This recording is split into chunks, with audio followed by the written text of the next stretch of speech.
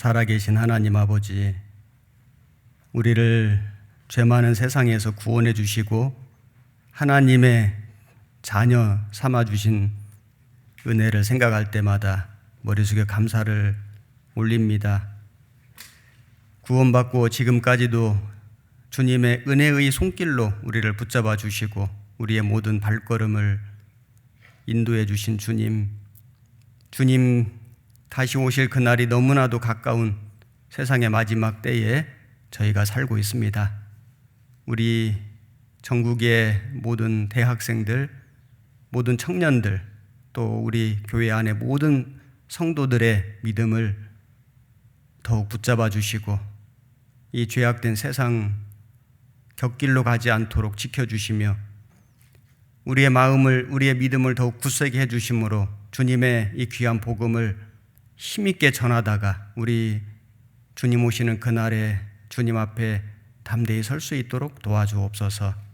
이번 전국 대학생 수련회 비록 영상으로 함께하는 시간이지만은 주 성령님께서 우리 모든 사람들의 마음 가운데 함께 역사해 주셔서 우리의 믿음을 더욱 굳건하게 해주시고 또 우리가 더욱 마음으로 하나 되게 역사해 주옵소서.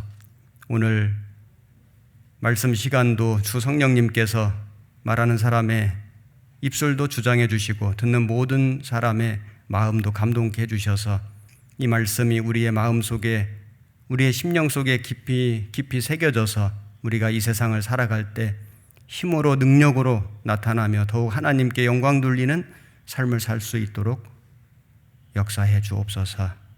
예수님 이름으로 기도드렸습니다. 아멘. 우선 성경 펼쳐서 오늘 본문 말씀 찾겠습니다. 요한계시록 22장 12절 말씀, 12절과 13절 첫 말씀이기 때문에 12절 13절 같이 읽겠습니다. 보라, 내가 속히 오리니 내가 줄 상이 내게 있어 각 사람에게 그의 일한 대로 갚아주리라. 나는 알파와 오메가요 처음과 나중이요 시작과 끝이라. 영상 집회를 하다 보니까 화면을 통해서 말씀 구절을 계속해서 좀 찾아보도록 하겠습니다. 시간 전략을 위해서, 그리고 말씀에 집중하기 위해서 제가 금방 읽었던 말씀을 영상으로 띄웠습니다. 여기 보면 나는 알파와 오메가요 처음과 나중이요 시작과 끝이라, 이런 말씀이 있습니다. 오늘 말씀의 주제를 여기 정리를 해봤습니다. 알파와 오메가 되신 예수님, 이런 말씀 제목으로 오늘 우리가 함께 공부를 할 것인데, 여기 보시면은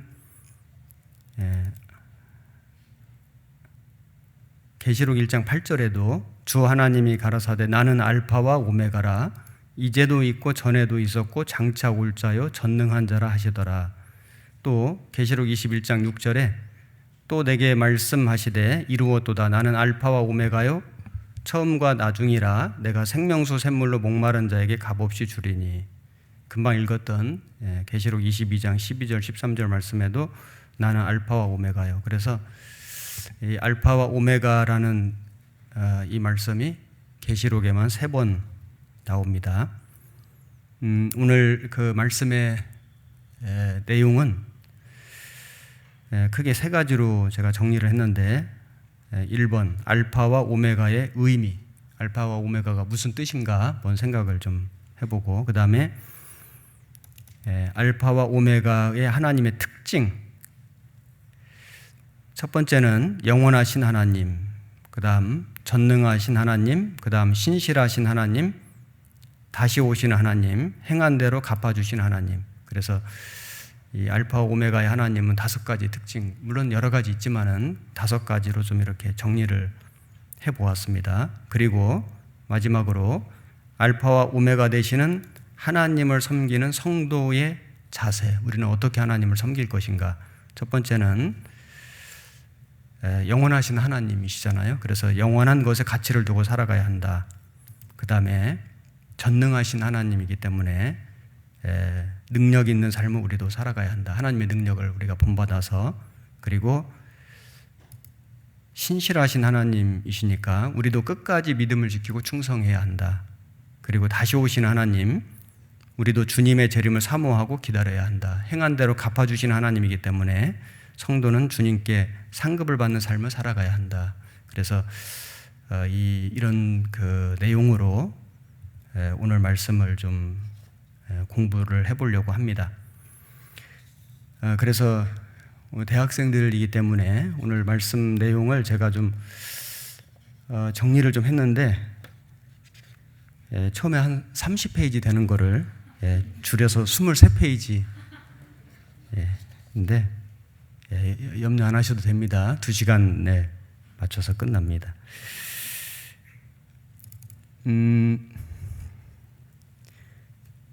우선 그 알파와 오메가의 의미가 무엇인지 잠깐 말씀을 좀 드려보면은, 그 알파는 헬라어 첫 글자이고 그 다음에 이제 오메가는 헬라어 마지막 글자입니다. 그 알파벳이 24개인데 알파가 첫 글자고 오메가가 마지막 글자입니다. 영어로 말하면 A부터 Z까지 뭐 이런 식이겠죠.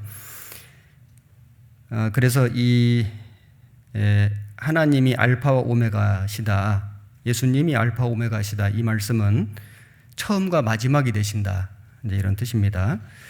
더 정확한 의미는 처음부터 마지막까지, 이런 의미고, 그래서 하나님은 우주 만물을 창조하신 분이고 그 다음에 이제 끝내시는 분이고, 그리고 인간의 역사를 시작하시고 끝내시는 분이고, 그리고 각 사람의 일생을 시작하시고 끝내시는 분이고, 그리고 교회를 시작하시고 끝내시는 분이고, 그리고 구원받은 성도의 신앙생활의 시작과 끝이 되시고 모든 것의 시작과 끝이 되시는 분이 바로 하나님이시다, 예수님이시다. 그래서 알파 오메가의 되시는 예수님이신 겁니다. 그 여기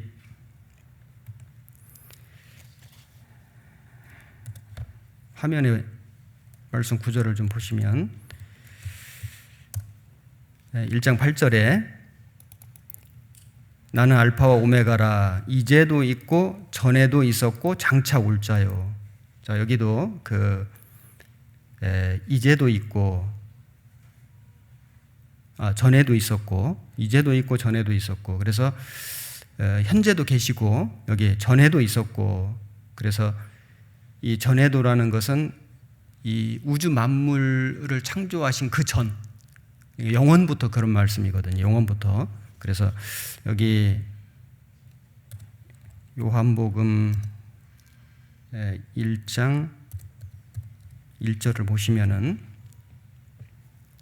창세기 1장 1절은 태초에 하나님이 천지를 창조하시니라. 이 태초는 천지 창조의 시작이고, 그리고 이제 요한복음 1장에 태초에 말씀이 계시니라.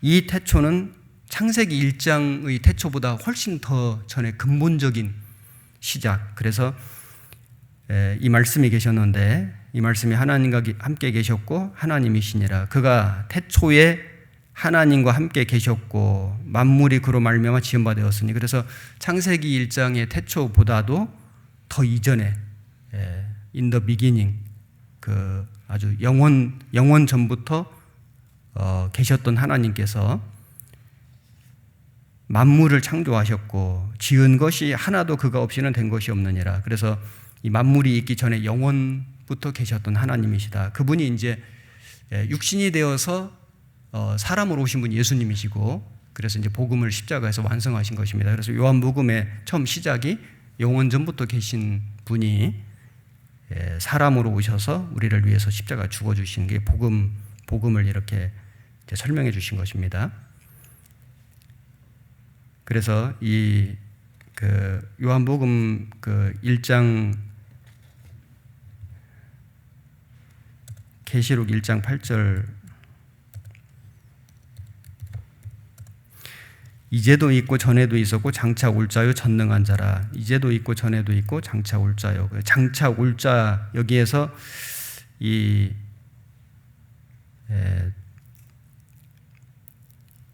시작과 끝이 되시는 하나님이신데 이 끝이 헬라어로 텔로스인데 순서의 마지막이다 그런 뜻이 아니고 시작과 끝이다. 이 끝이 순서로 마지막이다 그런 뜻이 아니라 최종 단계다, 완성이다, 종결이다. 이제 이런 의미입니다. 그래서 이 하나님은 계시록 1장 4절과 5절을 보시면은 이제도 계시고 전에도 계시고 장차 오실리와 여기에 성부 하나님이 나타나고 그리고 일곱 영과 성령 하나님이 나타나고 그리고 먼저 나시고 땅의 임금들의 머리가 되신 예수 그리스도로 말미암아 성자 하나님, 성삼위일체의 하나님이 여기 나타나십니다. 그래서 이분이 누구시냐? 그 출애굽기 3장 14절에 나는 스스로 있는 자라. I am that I am who I am. 나는 스스로 있는 자다. 이제 여호와 그 뜻인데 하나님은 영원하신 분이고 불변하시는 분이고 절대적인 분이고 이제 그런 의미를 가지고 있는 겁니다. 그래서 이 알파와 오메가는 헬라어 그 알파벳 처음과 끝인데 시작하시고 끝내시는 하나님, 영원하신 하나님, 이제 이런 하나님의 그 특징을 이제 알파 오메가라고 이렇게 말씀해 주신 것입니다. 자, 알파 오메가의 하나님의 이제 특징 5가지를 한 가지씩 좀 한번 생각해 보겠는데 우선 요한계시록 22장 12절 13절을 보시면은 처음 읽었던 본문입니다. 나는 알파와 오메가요 처음과 나중에 시작과 끝이라. 그래서 우선은 천지를 창조하신, 그래서 태초에 하나님 천지를 창조하시니라, 창조하셨고 그리고 이제 끝내시는. 그래서 여기 이사야 48장 12절 13절을 보시면은 야곱아 나의 부른 이스라엘아 나를 들으라. 나는 그니 나는 처음이요 또 마지막이라. 과연 내 손이 땅의 기초를 정하였고 내 오른손이 하늘에 폈나니 내가 부르면 천지가 일제히 서느니라. 천지를 창조하신 하나님.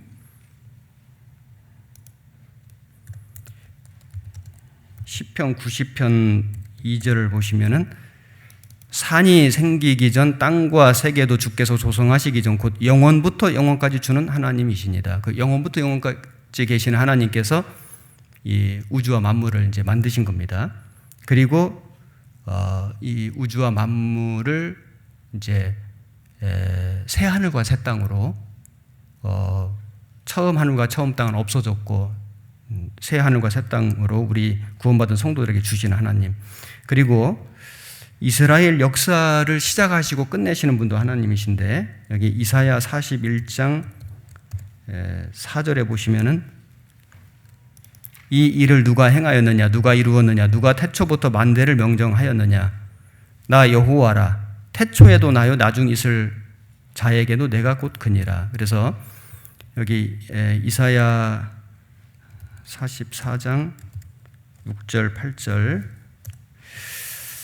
이스라엘을 선택하신 하나님, 이스라엘의 역사를 운영해 가신 하나님.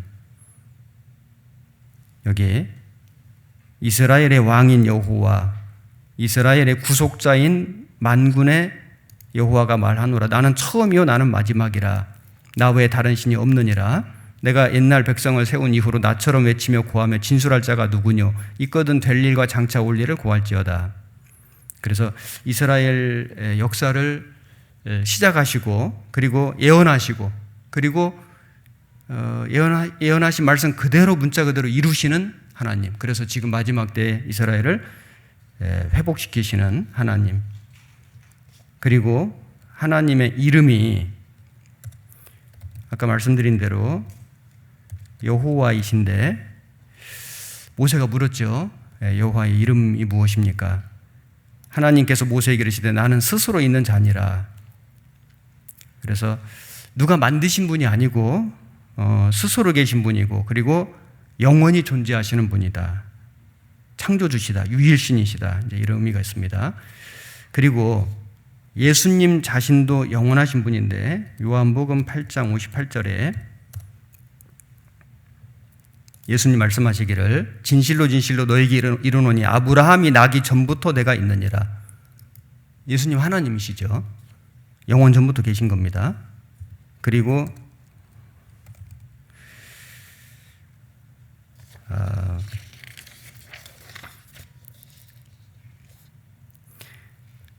히브리서 5장 6절에는 또한 이와 같이 다른 데 말씀하시되 네가 영원히 멜기세덱의 반차를 두는 제사장이라 하셨나니 영원히 멜기세덱의 반차를 두는 제사장이다. 예수님을 이렇게 말씀했고 히브리서 13장 8절에는 예수 그리스도는 어제나 오늘이나 영원토록 동일하시니라. 그래서 예수님은 영원하신 분인 겁니다. 여기 로마서 11장 36절을 찾아보시면은 이는 만물이 주에게서 나오고 주로 말미암고 주에게로 돌아감이라. 영광이 그에게 세세에 있으리로다. 그래서 예수님은 시작과 끝이 되시는 분인데 창조부터 심판까지 어떤 나라와 민족의 시작과 끝까지 개인의 탄생에서 죽음까지 그리고 우리를 구원해 주시고 그리고 우리를 신앙생활하게 해 주시고 그리고 우리를 이제 결국에는 주님 나라에까지 데려가시는 예수님. 그 예수님께 우리는 모든 영광을 돌려야 한다. 그리고 이제 오순절 성령 강림으로 교회가 시작됐잖아요. 사도행전 2장에. 그리고 그 교회의 머리가 되신 분이 예수님. 그리고 그 몸된 교회에 계속해서 생명을 공급해 주시는 예수님. 그래서 에베소서 4장 15절 16절에 에베소서 4장 15절 16절에 오직 사랑 안에서 참된 것을 하여 범사에 그에게까지 자랄지라. 그는 머리니 곧 그리스도라. 머리 대신 예수님, 몸된 교회. 그에게서 온몸이 각 마디를 통하여 도움을 입음으로 연락하고 상합하여 각 지체의 분량대로 역사해 그 몸을 자라게 하며 사랑 안에서 스스로 세우느니라. 그래서 오순절 성령 강림으로 교회가 시작이 되고 그리고 계속해서 성령께서 그 몸된 교회 안에 하나님의 말씀을 공급해 주심으로 능력을 공급해 주심으로 그 교회가 성장하고 이제 나중에 완성이 되고 완성된 교회를 성령께서 데려가시죠. 그리고 개인적으로는 나의 구원의 시작이 되시는 예수님. 그래서 우리가 보라 새로운 피조물이라 이전 것은 지나갔으니 보라 새 것이 되었도다. 우리가 이제 구원받고 새로운 역사가 시작이 됩니다. 그리고 구원받은 이후에 내 안에 거하라 나도 너희 안에 거하리라. 가지가 포도나무에 붙어있지 아니하면 절로 과실을 맺을 수 없음 같이 너희도 내 안에 있지 않으면 그러하리라. 그래서 우리가 이제 구원을 받은 사람은 주님 포도나무 대신 주님에게 붙어 있으므로 연결되어 있으므로 우리는 열매를 맺어간다. 그래서 강건하게 되고 성결하게 되고 신앙생활에 필요한 모든 것을 주님으로도 공급을 받고 힘을 얻습니다. 그리고 이제 마지막에 믿음 안에서 주 안에서 우리가 이제 죽고 또는 마지막 시대에 살아가는 우리들은 휴거됨으로 말미암아 그래서 주님 계신 세계 속에 들어가게 된다. 자, 그래서 하나님은 알파 오메가 되시는 하나님은 영원하신 하나님이다. 영원하신 하나님. 그 영원하신 하나님의 능력으로 우리가 구원받고 주님 몸된 교회 안에 지금 거하고 있는 겁니다. 그리고 이제 그 예수님으로부터 우리가 영생을 얻었고 영원히 함께 살게 되죠. 그리고 이제 두 번째는 전능하신 하나님인데 여기 아까 찾아본 말씀인데 계시록 1장 8절에 나는 알파와 오메가라 이제도 있고 전에도 있었고 장차 올 자요 전능한 자라 하시더라. 그래서 영원하신 하나님은 능치 못하실 일이 없으신 하나님이신 겁니다. 이 전능이라는 그 헬라어가 의미가 온 세상이 힘을 다 합쳐도 당해낼 수가 없는, 불가능이 없는 통치자이시고 전능자시다.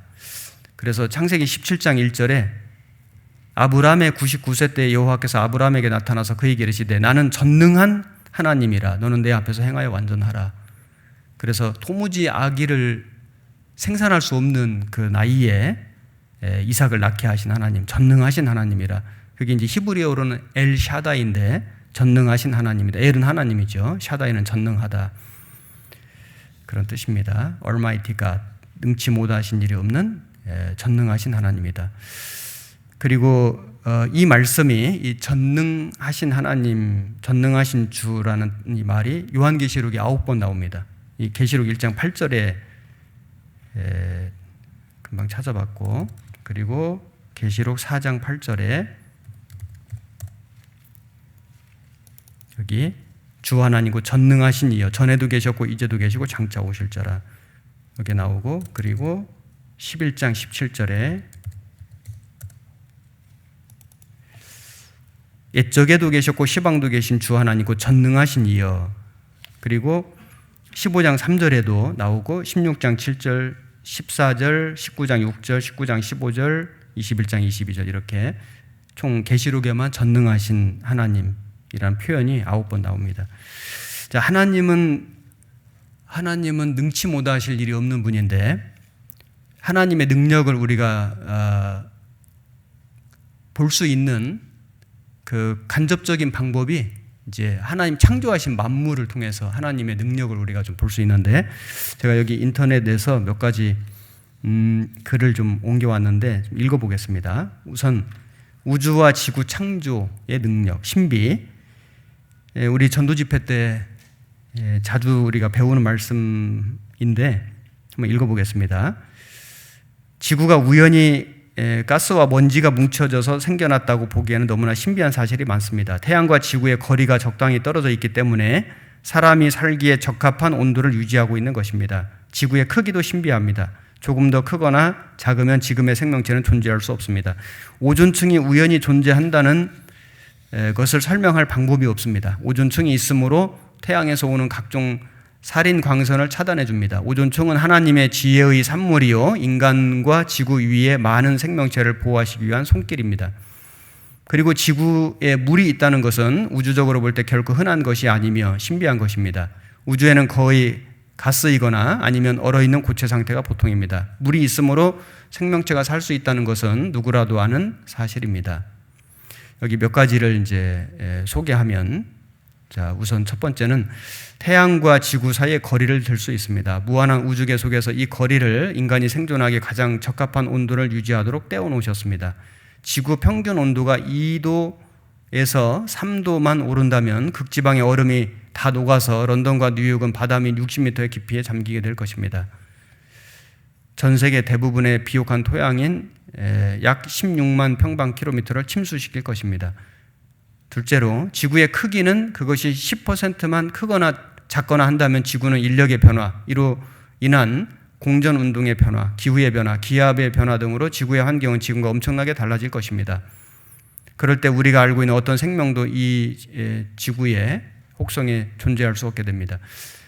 셋째로 지구축이 23.5도의 경사를 이루고 있는 것입니다. 이 지구축이 경사를 이루지 않고 그래서 태양이 지구의 적도 위에 머물러 있다면 지구에는 계절의 변화는 없을 것이고 생태계에 많은 변화를 초래할 것이며 현재의 경작과 주거에 적절한 지구의 표면 비율은 약 절반으로 감소될 것입니다.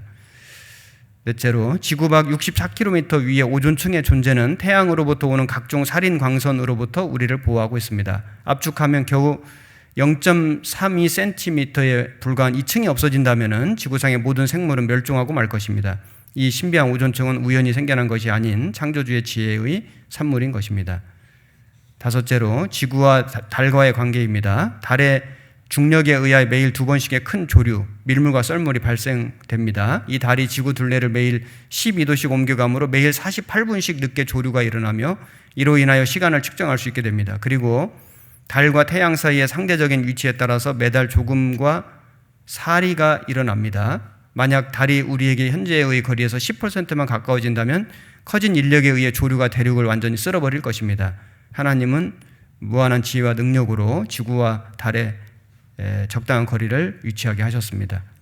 그리고 여섯째로 지구의 액체 상태에 물이 있다는 것입니다. 전 우주를 통하여 단물이든 짠물이든 액체 상태의 물은 희귀한 것입니다. 보통 사람들이 생각하는 것과는 달리 액체 상태는 자연계에서 예외적인 것입니다.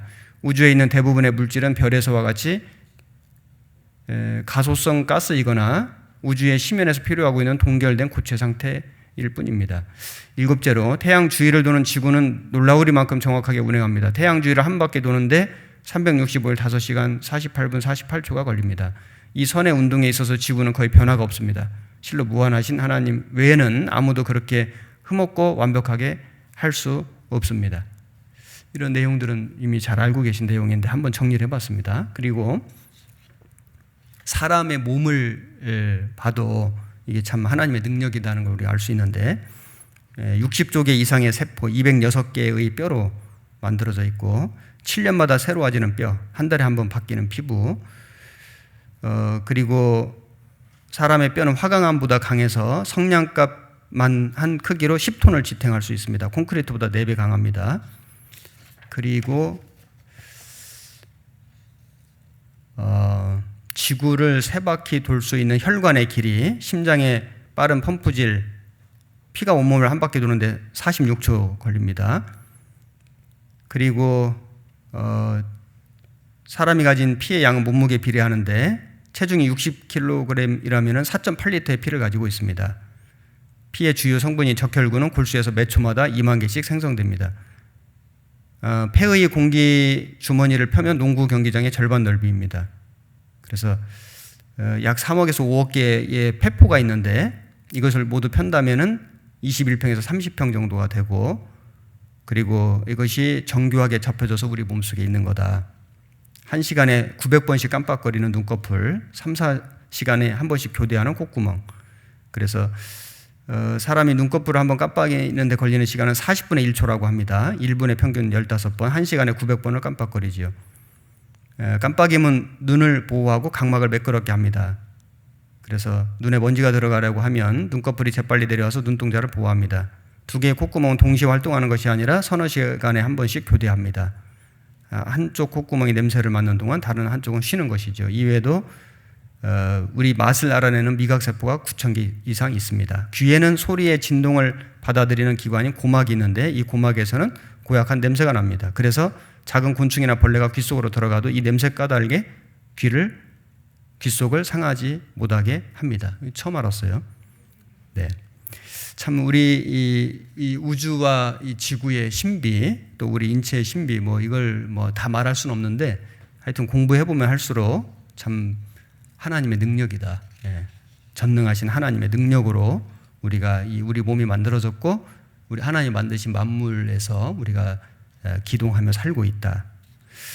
전능하신 하나님을 우리가 알 수 있죠. 그리고 하나님은 말씀하신 모든 것을 다 그대로 문자 그대로 이루시는, 예언하시고 성취하시는 능력이 있는 하나님이십니다. 여기 베드로후서 1장 20절, 21절 우리 잘 아는 말씀인데, 먼저 알 것은 경의 모든 예언은 사사로이 풀 것이 아니니 예언은 언제든지 사람의 뜻으로 낸 것이 아니요 오직 성령의 감동하심을 입은 사람들이 하나님께 받아 말한 것임이니라. 그래서 이 계시록에도 이 책의 예언의 말씀을 지키는 자가 복이 있으리라.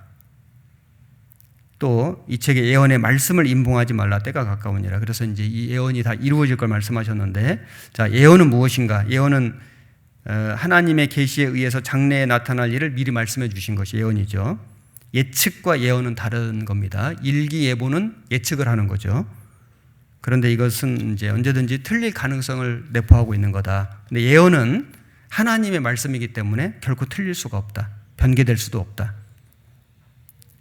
자, 하나님의 예언이 얼마큼 정확하게 이루어졌는지를 우리가 보면 하나님의 능력을 좀 알 수 있는데, 우선 구약 성경은 말 그대로 장차 오실 메시아 예수님을 약속하시고 예언하신 성경인데, 그 구약 성경 중에 예수님의 생에 대한 예언이 이제 많이 나옵니다.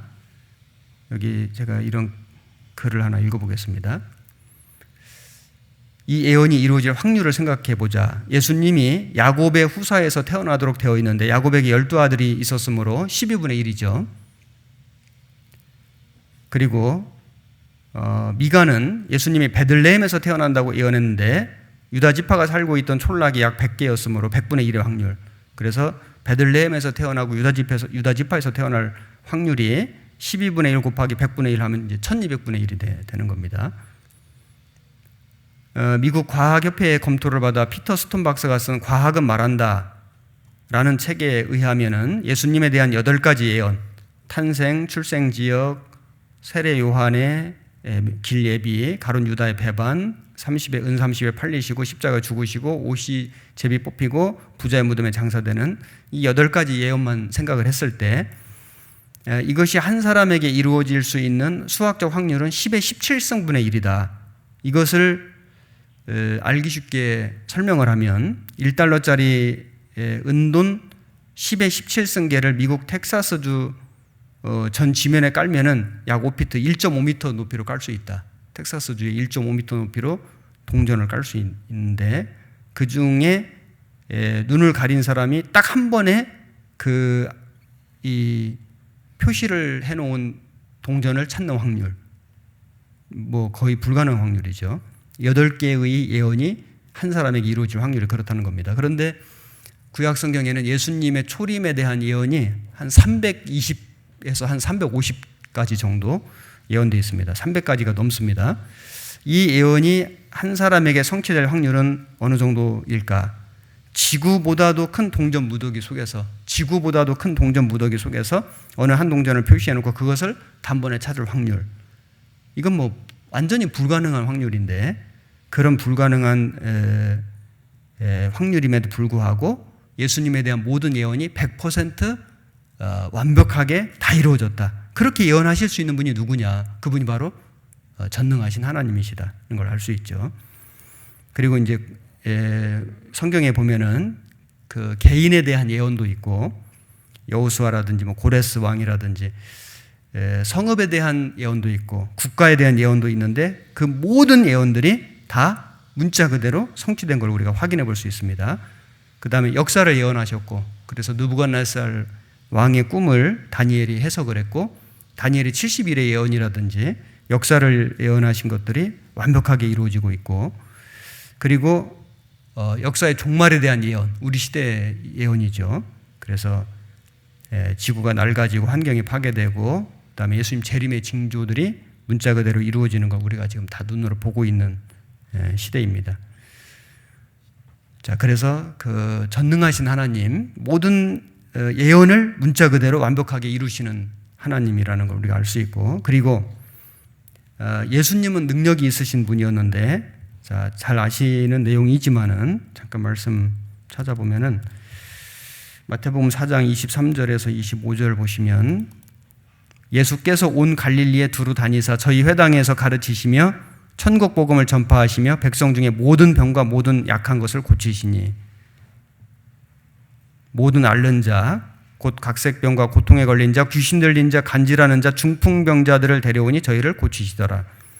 예수님은 아픈 사람들을 여러 날 서서히 치료해 주신 게 아니라 그 자리에서 단번에 고쳐주셨죠. 그리고 죽은 사람도 살려주셨는데 죽은 사람을 살려주신 사건이 성경에 3번 나오는 거 아시죠? 나사로를 살리셨고 과부의 아들도 살리셨고 3번을 살리셨는데 그 회당장 야이로의 딸도 살리셨고 그래서 예수님은 고쳐주시고 살려주시는 능력이 있으신 분이다. 그 외에도 많은 이적을 행하셨죠. 바다 위도 걸어가시고 오병이의 기적도 행하시고 예수님은 능력이 있으신 분이다. 하나님이신 걸 증거해 주신 겁니다. 자, 그래서 전능하신 하나님이라는 걸 우리가 알 수 있고 그 다음에 이제 3번째는 하나님은 신실하신 하나님이다. 신실하다는 뜻이 무슨 뜻인지를 말씀을 통해서 잠깐 설명드려 보겠습니다. 신명기 7장 9절에 그런즉 너는 알라 오직 네 하나님 여호와는 하나님이시요 신실하신 하나님이시라. 그를 사랑하고 그 계명을 지키는 자에게는 천대까지 그 언약을 이행하시며 인애를 베푸시다. 여기 신실하시다. 사전을 찾아보면 믿음직하고 착실하다. 꾸밈이 없고 거짓이 없고 진실하다. 이런 뜻인데, 히브리 원어로는 에무나라는 뜻인데, 그 에무나라고 하는 그 말인데, 그 뜻이 떠받친다, 지탱한다, 지지한다. 그래서 사람이 안심하고 의뢰할 수 있는 분이다. 믿을 수 있는 분이다. 이런 뜻입니다. 하나님이 하시는 모든 일은 다 신실하셨는데, 시편 119편 86절에 보시면 주의 모든 계명은 신실하니이다. 모든 말씀은 정말 믿을 수 있고 틀림없는 말씀이죠. 그리고 시편 33편 4절에 보시면은 여호와의 말씀은 정직하며 그 행사는 다 진실하시도다. 하나님 하시는 모든 일은 여기 진실하시도다. 이 진실하시도다. 이 말씀도 그 히브리어로 에무나, 신실하다 그런 뜻입니다. 시편 119편 89절 90절에 여호와여 주의 말씀이 영원히 하늘에 굳게 섰사오며 주의 성실하심은 대대에 이르나이다. 여기 성실하심은 대대에 이르나이다. 여기 성실하심 이것도 에무나. 그래서 하나님은 모든 면에서 믿을 수 있는 분이다. 거짓이 없는 분이다. 우리가 사람이 안심하고 의뢰할 수 있는 분이다. 틀림없는 분이다. 이제 신실하다 이런 의미가 있습니다. 헬라어로는 이걸 이제 미쁘시다 이렇게 표현했습니다. 미쁘신 하나님. 그래서 고린도전서 1장 9절에 보시면 너희를 불러 그의 아들 예수 그리스도 우리 주로 더불어 교제케 하시는 하나님은 미쁘시도다. 이 미쁘시도다. 헬라어로 피스토스인데 믿을만하다, 신뢰할 만하다, 틀림없다. 이제 이런 뜻입니다. 그래서 디모데전서 1장 15절에도 미쁘다 모든 사람이 받을 만한 이 말이여 그리스도 예수께서 죄인을 구원하시려고 세상에 임하셨다. 예수님을 보내주신 것도 미쁘신 하나님의 하신 일이죠. 데살로니가전서 5장 24절에 너희를 부르시는 이는 미쁘시니 그가 또한 이루시리라. 데살로니가 후서 3장 3절에 주는 미쁘사 너희를 굳게 하시고 악한 자에게서 지키시리라. 하나님은 미쁘신 분이다. 예수님은 미쁘신 분이다. 요한 1서 1장 9절에도 만일 우리가 우리 죄를 자백하면 저는 미쁘시고 의로사 우리 죄를 사하시며 모든 불의에서 우리를 깨끗게 하실 것이요. 그래서 미쁘신 분이기 때문에 구원받은 성도가 죄를 지을 때 자백하면은 또 깨끗게 해주시고 다시 친밀하게 회복시켜 주신다. 그리고 하나님은 신실하신 분이기 때문에 말씀하신 것을 다 이루신다는 걸 알 수 있습니다. 여기 요한계시록 21장 6절 7절 보시면은 또 내게 말씀하시되 이루었도다. 나는 알파와 오메가요 처음과 나중이라. 내가 생명수 샘물로 목마른 자에게 값없이 주리니 이기는 자는 이것들을 유업으로 얻으리라. 나는 저희 하나님이 되고 그는 내 아들이 되리라. 여기 이루었도다. 하나님은 계획하신 모든 것을, 시작하신 모든 것을 반드시 이루신다. 완성하신다. 그래서 창세기에 그 하늘과 땅을 창조하셨는데 요한계시록에 보면 새 하늘과 새 땅을 창조하셨죠. 창세기에서 사단이 사람을 공격하여 타락시켰는데 계시록에 보면 이제 그 사단이 무적행에 빠지고 영원한 심판에 떨어집니다. 하나님 말씀이 다 성취된다. 그래서 창세기하고 요한계시록을 비교를 해보면 하나님 어떻게 이루시는지를 알 수 있는데 그 창세기에서는 낮을 다스리는 태양이 있었는데 요한계시록에는 태양이 필요가 없죠. 주님이 빛이 되어 주십니다. 그리고 이제 그 창세기에는 어두움과 밤이 반복이 됐는데 계시록에서는 밤이 없습니다. 영원한 하나님 세계에 들어가기 때문에. 그리고 창세기에 바다가 있었는데 계시록에 바다가 없고, 그리고 에덴 동산에 4개의 강이 흘렀는데 수정같이 맑은 생명수의 강이 있고, 땅이 저주를 받았지 않습니까? 그 죄로 말미암아 저주가 없습니다. 그리고 낙원에서 에덴 동산 낙원에서 추방됐는데 이제 회복이 되고, 슬픔과 수고와 죽음이 시작됐는데 계시록에는 눈물과 수고와 죽음이 끝이 나고, 그리고 생명나무를 먹지 못하게 화영검으로 막았는데 이제 생명나무에 나아갈 수 있는 길이 열리고, 그리고 아담과 하와가 결혼을 했는데 이제는 신부된 교회가 어린 양 대신 예수님과의 결혼이 나오고, 그리고 사단이 심판을 받을 것이 예언되어 있는데 그 예언이 성취가 돼서 무저갱에 떨어지고, 그리고 하나님과 사람과의 교제가 파괴되고 중단된 것이 이제는 완전히 회복이 되어서 하나님과 사람과 함께 영원히 천국에서 살게 됩니다. 이것이 이제 시작과 끝이죠. 그걸 이루시는 분이다. 그래서 빌립보서 1장 6절에 너희 속에 착한 일을 시작하신 이가 그리스도 예수의 날까지 이루실 줄을 우리가 확신하노라. 다 이루시는 하나님. 그래서 신실하신 하나님이라는 걸 알 수 있고, 이제 네 번째 하나님은 어떤 분이시냐면 다시 오시는 하나님이신데, 여기 계시록 22장 7절에 보라 내가 속히 오리니 이 책의 예언의 말씀을 지키는 자가 복이 있으리라. 속히 오리니, 계시록에 속히 오신다는 말씀이 3번 나오는데 12절에도 있고 20절에도 있고, 내가 속히 오리니 진실로 속히 오리라. 그래서 이 주님의 재림이 정말 얼마나 중요한 메시지인가, 우리 시대에는 가장 중요한 신앙의 핵심이라고 할 수 있죠. 그래서 그 구약에 이제 예수님의 초림에 대한 예언이 있는데, 신구약을 통틀어서 예수님의 재림에 대한 예언은 훨씬 많습니다. 초림에 대한 예언이 약 한 350번 정도 되는데 재림에 대한 예언은 2000번 이상 나옵니다. 그리고 이제 재림의 날짜는 알 수 없지만 징조는 알려주셨죠. 그래서 다시 오시는 하나님, 그리고 이제 마지막으로 일한 대로 갚아주시는 하나님. 아까 찾아봤는데 계시록 22장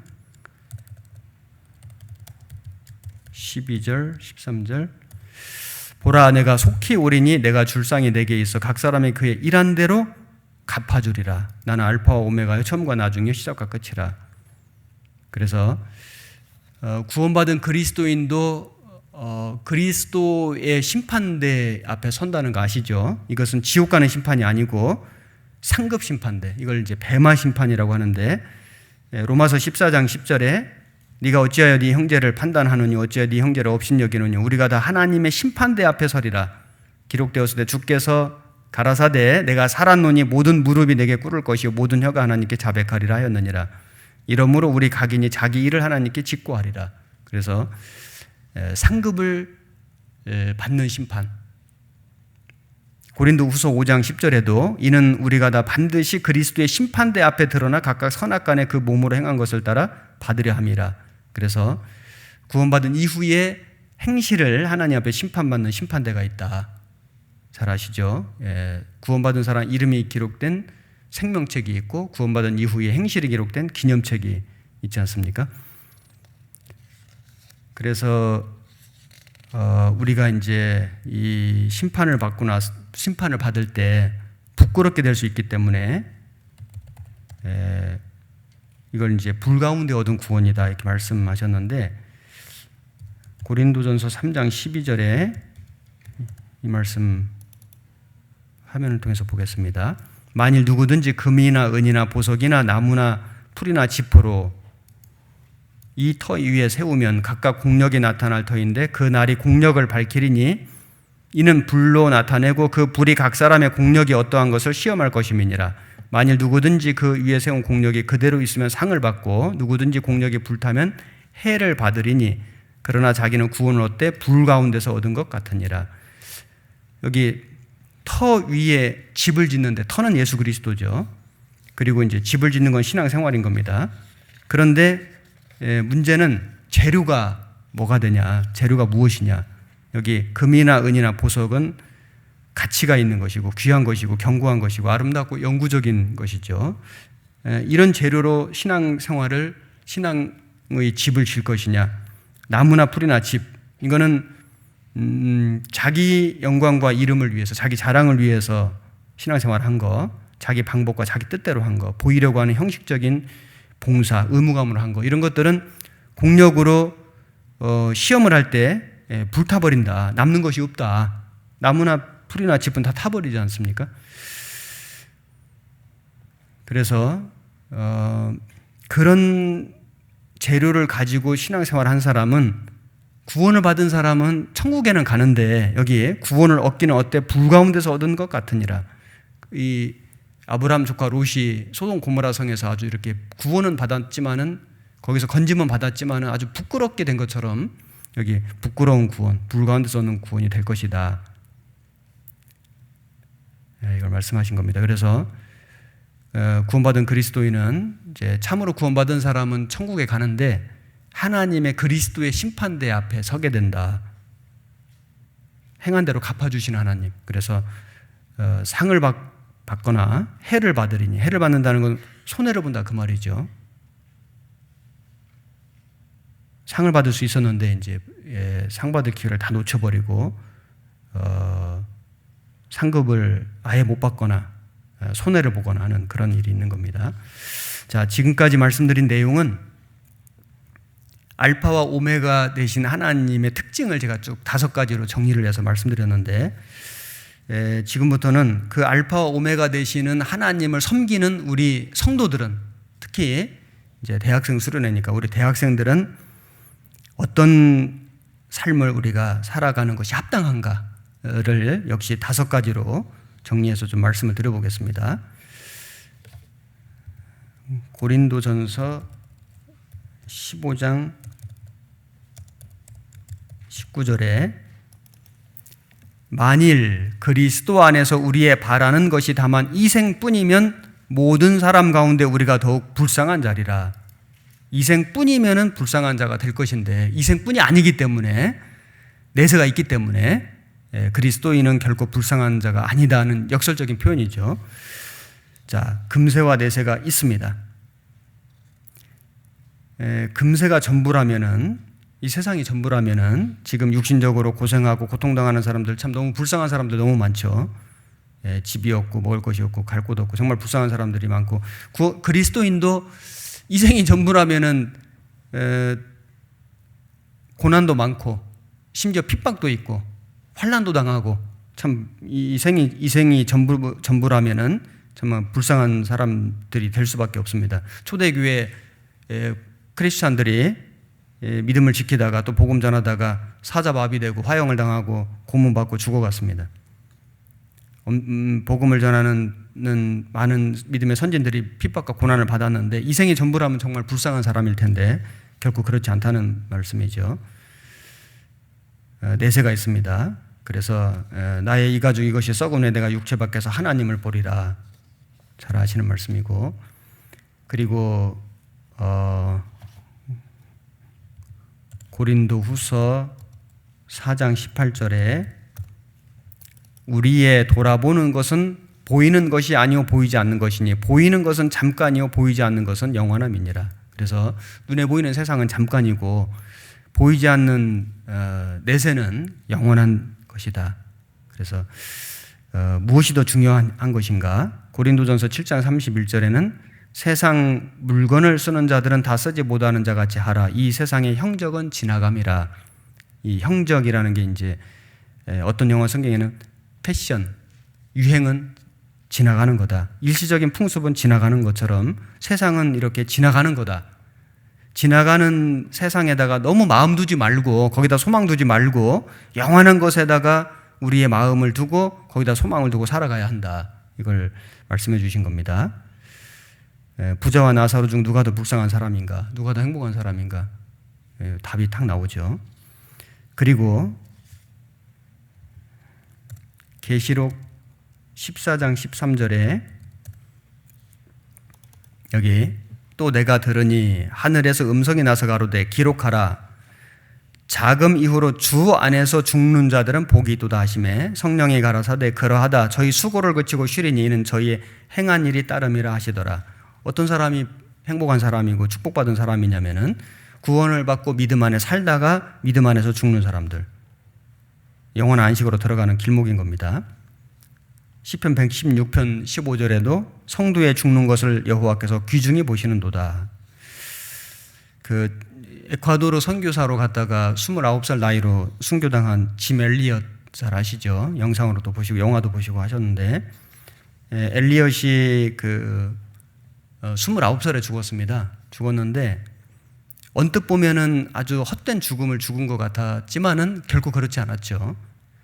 그 엘리엇이 10년 전에 그 대학교 시절에 시카고 위튼 대학교 시절에 그 적은 글과 일기가 나중에 공개가 됐는데 거기에 이런 글이 적혀져 있었습니다. 하나님, 제가 감히 하나님께 기도합니다. 이 부족한 나의 나무 토막 같은 인생에 주여 불을 붙여 주소서.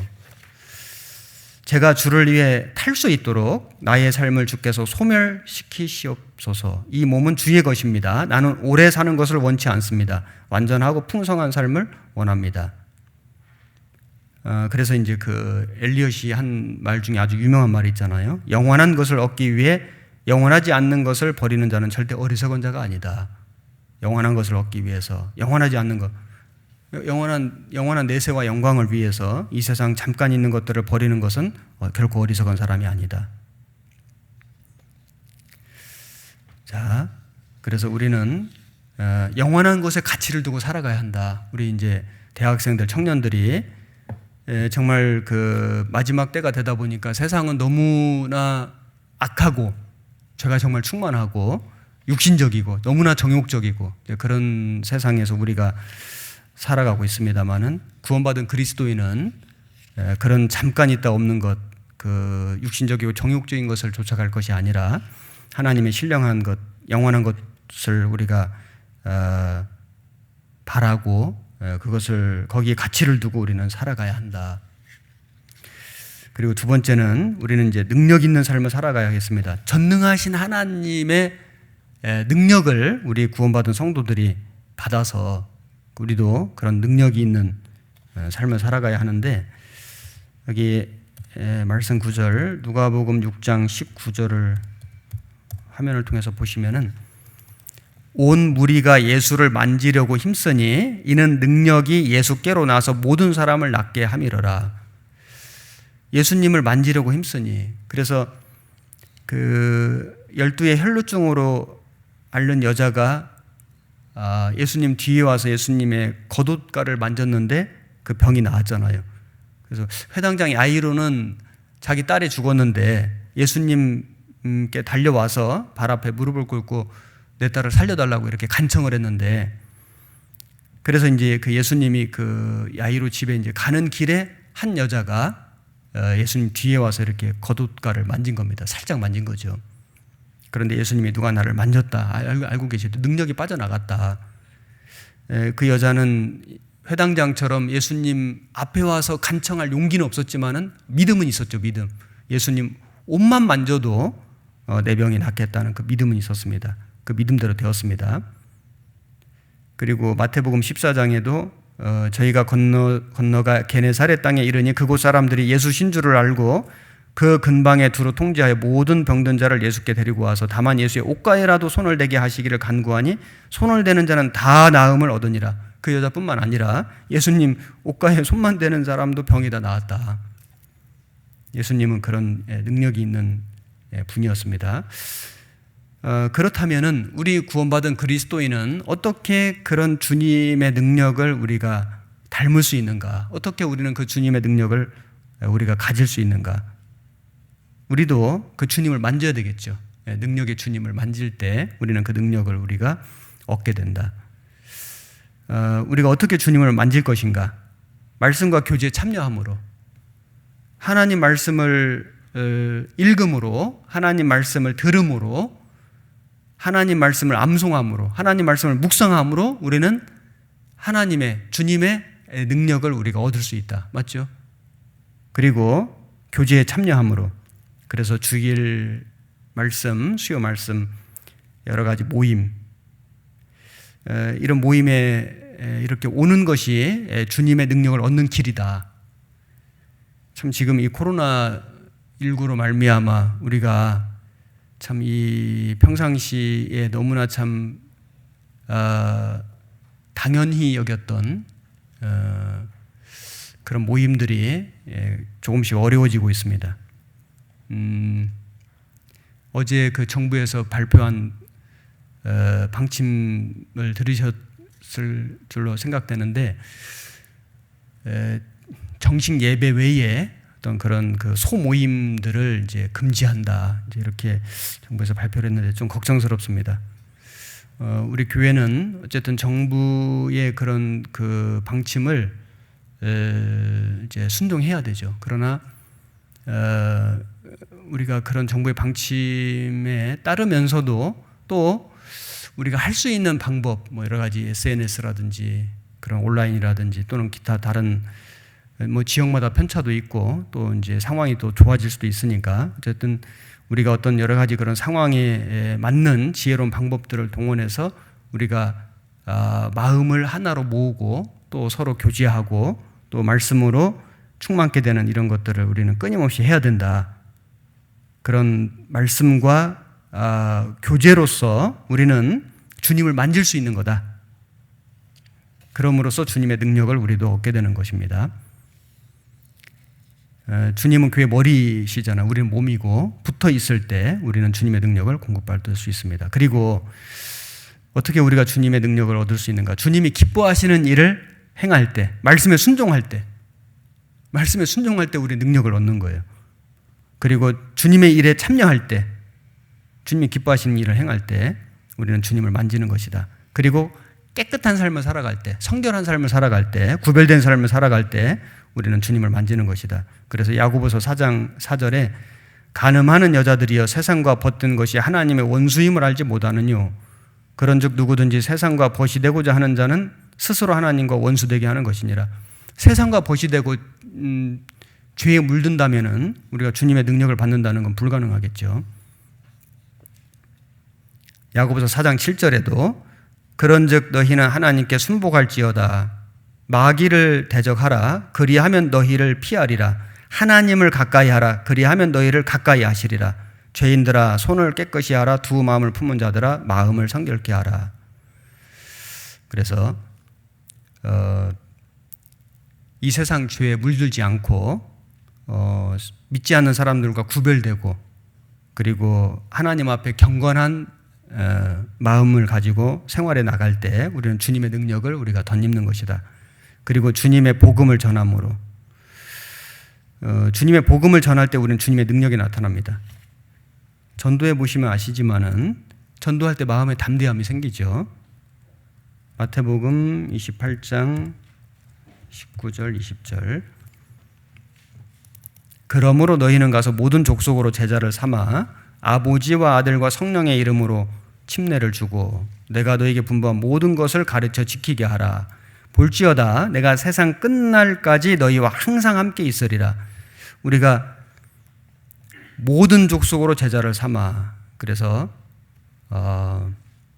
지금 국내뿐만 아니라 이제 해외에 복음을 들고 나가서 우리가 이 전도를 하고 교회를 세우고 그리고 또 그들로 하여금 자기 백성들에게, 자기 나라 사람들에게 복음을 전할 수 있도록 계속해서 우리가 훈련하고 훈련시키고, 이런 일을 할 때에 주님이 우리와 함께 계신 것을 우리는 느끼죠. 우리는 그것을 경험할 수 있고 체험할 수 있고, 그럼으로써 우리는 주님의 능력을 덧입게 된다. 지금 그렇게 계속 해외 선교가, 세계 선교가 진행되어 왔습니다. 그리고 우리가 그렇게 주님의 능력을 덧입어서 행할 때에 우리에게 나오는 사람들을 우리는 고치고 살릴 수 있습니다. 사도들이 그렇게 했습니다. 사도행전 5장 12절 16절 화면을 보시면, 사도들의 손으로 민간의 표적과 기사가 많이 되매 믿는 사람이 다 마음을 같이하여 솔로몬 행각에 모이고 그 나머지는 감히 그들과 상종하는 사람이 없으나 백성이 칭송하더라. 믿고 죽게 나오는 자가 더 많으니 남녀의 큰 무리더라. 심지어 병든 사람을 메고 거리에 나가 침대와 요 위에 뉘우고 베드로가 지날 때 혹 그 그림자라도 네게 덮일까 바라고 예루살렘 근읍 허다한 사람들도 모여 병든 사람과 더러운 귀신에게 괴로움받는 사람을 데리고 와서 다 나음을 얻으니라. 여기 베드로 그림자라도 네게 덮일까 바라고, 그래서 여기 그 사도들에게 나오는 사람들이 병든 사람과 더러운 귀신에게 괴로움받는 사람이 다 나음을 얻으니라. 그래서 그런 육체의 병이 낫는 걸 통해서 하나님 능력이 나타나고 그럼으로써 복음이 전해지고 그 사람들의 영혼까지 구원받는 역사가 계속 일어난 것입니다. 주님의 만져주심을 받은 사람들이 다른 사람을 만져줄 수 있습니다. 이 사도들이 주님의 만져주심을 먼저 받았고 능력을 받았고 그 사람들이 다른 사람을 또 만져주고 그럼으로써 그들의 영혼까지 고쳐줄 수 있었던 겁니다. 우리도 먼저는 우리가 주님께 나아가고 옷가에라도 손을 대면은 내가 나음을 입겠노라, 이런 간절한 마음을 가지고 그런 믿음을 가지고 우리가 주님께 나아가는 방법은 말씀드린 것처럼 말씀으로, 교제로, 그리고 주님의 일에 참여함으로, 깨끗하게 성결하게 경건하게 살아감으로 우리는 그 주님을 만지고 주님의 힘과 능력을 얻고 그 사람이 이제 또 다른 사람들을 만져주고 고쳐주고 그리고 영혼을 살려주고 구원시키는 그 일을 할 수 있는 것입니다. 우리는 능력 있는 삶을 살아야겠다. 나를 통해서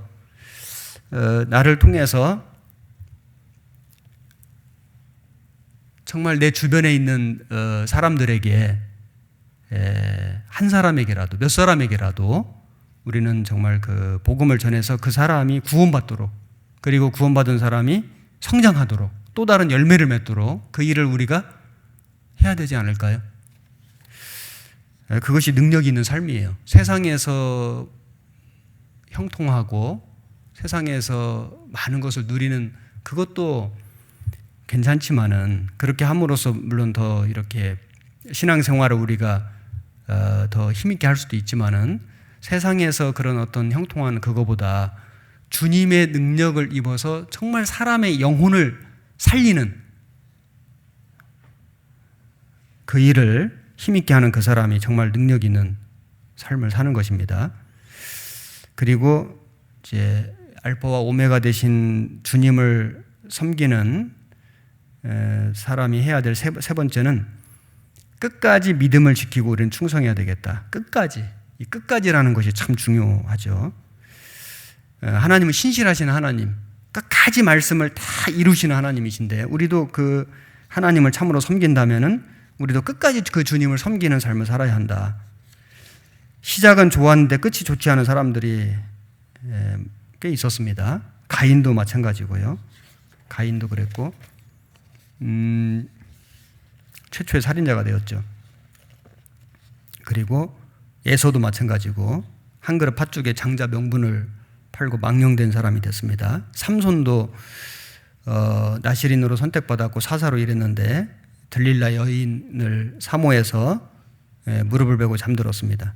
머리를 깎이고 힘을 빼앗기고 눈을 뽑히고 물론 마지막에 이제 블레셋 사람들을 많이 죽였는데 부끄러운 모습으로 죽었습니다. 솔로몬도 처음에는 하나님께 지혜를 구하고 하나님의 지혜를 주셨는데 말년에는 이방 여인들이 들여온 우상을 숭배했습니다. 가룟 유다 3년 반이나 예수님을 따라다니고 배웠는데 탐욕으로 인해서 은삼십 예수님을 팔고 스스로 목매어서 죽었습니다. 데마 바울과 함께 복음을 전했으나 세상을 사랑하여 고향으로 돌아갔습니다.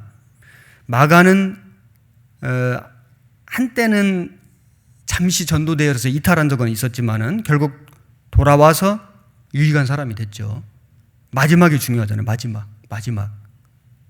그래서 처음에 열심히 살다가 세상으로 돌아간 것보다 처음에 좀 잘못 살았더라도 돌이켜서 돌아와서 끝까지 열심히 살다가 주님을 만나는 것이 훨씬 낫죠. 끝이 좋으면 다 좋다. 잘못했어도 돌이키는 사람, 돌아오는 사람이 돼야 한다.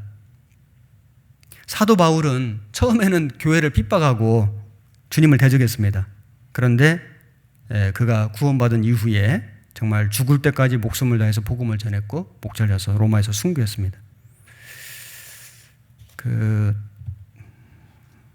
디모데후서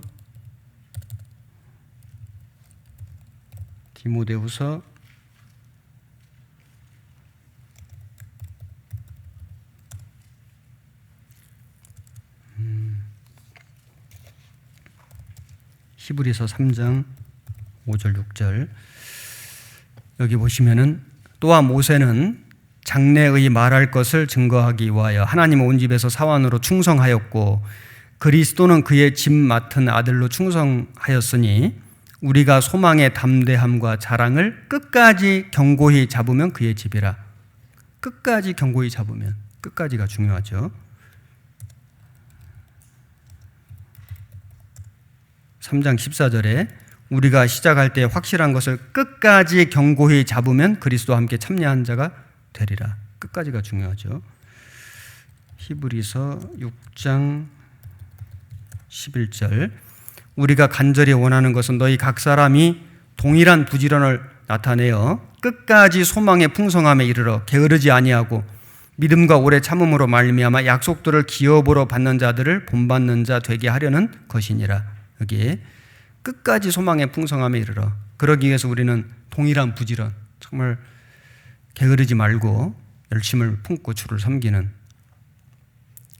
그런 삶을 우리가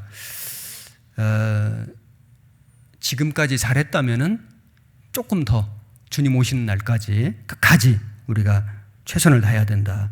여기 제가 예화 하나 읽어보겠습니다. 어느 부잣집 주인이 모든 하인들을 내일 해방시켜 주겠다고 공포했습니다. 하인들은 너무 좋아했습니다. 주인은 마지막으로 한 가지 일을 시키겠는데 새끼줄을 가늘게 꼬라는 것이었습니다. 하인들은 마지막까지 일을 시킨다고 불평하면서 대충 굵게 새끼줄을 꼬아놨습니다. 그러나 한 사람만은 아주 정성스럽게 그리고 가늘게 새끼줄을 꼬았습니다. 다음날 아침 주인은 하인들에게 광문을 열어주면서 말하기를 어젯밤에 꼰 새끼줄에 이 엽전들을 할 수 있는 만큼 깨워서 떠나도록 하라고 명령했습니다. 게으름으로 굵게 새끼를 꼰 대충 새끼를 꼰 하인들은 몇 개 안 되는 엽전만을 끝에 매달아 갖고 성실하게 가는 새끼를 길게 꼰 하인은 많은 엽전을 둘러매고 갈 수 있었습니다. 우리는 하나님께 해방을 받은 백성들입니다. 마지막까지 하나님 말씀에 성실하게 보답해야 할 것입니다. 끝까지 하나님 말씀에 순종해서 최선을 다해야 됩니다. 계시록 2장 26절 이기는 자와 끝까지 내 일을 지키는 그에게 만국을 다스리는 권세를 주리니. 이기는 자는 구원받은 그리스도인이죠. 그리스도인만이 이길 수 있습니다. 끝까지 내 일을 지키는, 끝까지 마지막 순간까지 우리는 정말 최선을 다해야 됩니다. 예수님은 사람들을 사랑하실 때 예수님께서 끝까지 사랑하셨습니다. 요한복음 13장 1절에 유월절 전에 예수께서 자기가 세상을 떠나 아버지께로 돌아가실 때가 이른 줄 아시고 세상에 있는 자기 사람들을 사랑하시되 끝까지 사랑하시니라. 그래서 그 사도들이 다 자기를 버리고 떠났지 않습니까? 유다는 은삼십에 자기를 팔고 떠났는데 예수님은 끝까지 사랑하셨다. 사도들은 돌이켰죠. 베드로는 예수님을 부인하고 저주했지만 돌이켰죠. 그래서 위대한 사도가 됐는데 유다는 돌이키지 않았죠. 회개하지 않았습니다. 그래서 비참하게 됐습니다. 지옥까지 갔죠. 자, 끝까지 사랑하셨다. 끝까지라는 의미는 처음부터 사랑하셨다. 처음부터 끝까지 그 말이죠. 변함없이 사랑하셨다는 의미입니다. 그리고 영원히 사랑하시겠다는 의미예요. 예수님은 죄인들을 사랑하셨습니다. 세리와 창기와 죄인들의 친구가 되셨고 세리장 삭개오도 사랑하셔서 삭개오야 내려오라. 오늘 네 집에 머물러야 하겠노라. 베드로도 끝까지 사랑하셔서 그 베드로를 찾아가셔서 네가 이 모든 사람들 가운데 나를 더 사랑하느냐? 사랑하는 줄 알기 때문에 물어보신 거예요. 그래서 베드로를 위대한 사도로 만들어 주셨습니다. 그 끝까지 사랑하신 예수님이셨기 때문에 나도 구원을 받은 거죠. 내가 어떻게 구원을 받겠어요? 끝까지 사랑하신. 그래서 여러분 각 사람마다 구원받은 과정들이 다 있을 텐데 끝까지 사랑해 주셨기 때문에 내가 구원을 받을 수 있었고, 구원받은 이후에도 지금까지 신앙생활을 해오는 모든 그런 그 과정마다 주님께서 끝까지 함께 해주셨기 때문에 내가 지금 교회 안에, 교제 안에 머물러 있는 것입니다. 자, 우리는 끝까지 나를 사랑해 주신, 우리를 사랑해 주신 그 예수님을 어떻게 섬기고 있는가? 나도 주님을 끝까지 사랑하는가? 처음부터 변함없이 마지막 순간까지 영원히 우리는 사랑해야 됩니다. 그리고 형제 자매들을 내가 어떻게 사랑하는가? 역시 끝까지 변함없이 우리는 용서하고 사랑할 수 있어야 합니다. 교회 안에 거하라는 말씀을 끝까지 지켜야 합니다. 서로 사랑하라는 말씀을 끝까지 지켜야 합니다. 만민에게 복음을 전하라는 말씀을 끝까지 지켜야 합니다. 주님이 맡기신 일에 충성하라, 그 말씀을 끝까지 우리는 순종하고 지켜야 합니다. 지금까지 우리 교회가 너무 잘해왔잖아요. 정말 하나님 말씀 중심으로, 전도 중심으로 정말 누가 봐도 하나님의 역사, 구원의 역사, 그 부흥이 일어난 교회가 너무나 틀림없습니다. 우리 교회도 주님 오시는 그 순간까지 끝까지 이 복음 중심으로, 전도 중심으로 영혼을 건지는 그 일에 우리가 전념하면서 우리는 살다가 주님을 만나야 합니다. 그리고 이제 알파 오메가 되신 하나님을 섬기는 성도의 자세 네 번째, 주님의 재림을 사모하고 기다려야 합니다. 여기 누가복음 12장 35절 제가 읽겠습니다. 허리에 띠를 띠고 등불을 켜고 서 있으라. 너희는 마치 그 주인이 혼인집에서 돌아와 문을 두드리면 곧 열어주려고 기다리는 사람과 같이 되라. 주인이 와서 깨어있는 것을 보면 그 종들은 복이 있으리로다. 내가 진실로 너에게 이르노니 주인이 띠를 띠고 그 종들을 자리에 앉히고 나와 수종하리라. 주인이 혹 2경에나 혹 3경에 이르러서도 종들의 이같이 하는 것을 보면 그 종들은 복이 있으리로다. 너희도 아는 바니 집주인이 만일 도적이 어느 때에 이럴 줄 알았다면 그 집을 뚫지 못하게 하였으리라. 이러므로 너희도 예비하고 있으라. 생각지 않은 때 인자가 오리라 하시니라. 자, 이 말씀에 보면은 이제 주님이 언제 오시는가? 주님은 혹 2경에나 혹 3경에, 2경, 3경이 로마식 시간법으로 하면은 밤 9시부터 새벽 3시까지 한밤중이죠. 혹 2경에나 3경에 한밤중에. 유대인들은 혼인잔치를 저녁에 밤에 했습니다. 밤이 깊을수록 우리는 더 깨어 있어야 한다. 밤이 깊다는 건 꼭 어떤 시간적인 밤이라기보다는 지금 세상 역사의 마지막 때, 그리고 죄악이 충만한 주님 오시는 모든 징조가 이루어지는 때, 이때에 우리가 더욱 깨어서 근신해서 우리는 주님을 기다려야 한다. 생각지 않은 때에 인자가 오리라. 정말 여기 예비하고 있으라. 생각지 않은 때 인자가 오리라. 생각지 않은 때, 갑자기, 그죠? 갑자기 우리가 정말 주님 나라에 가 있을 그 생각하면 참 기대도 되고 정말 그 두렵기도 하고, 우리가 정말 미련 없이, 아쉬움 없이, 후회 없이 살다가 우리가 주님 앞에 간다면은 두렵지는 않을 텐데, 정말 내가 주님 오늘 밤에라도 오신다면 내가 정말 그렇게 미련 없이 후회 없이 주님 앞에 설 수 있을 것인가? 부끄럽지 않게 담대하게 설 수 있을 것인가? 이런 걸 좀 생각해 볼 때 우리는 두려운 마음이 생기는 것이 사실입니다.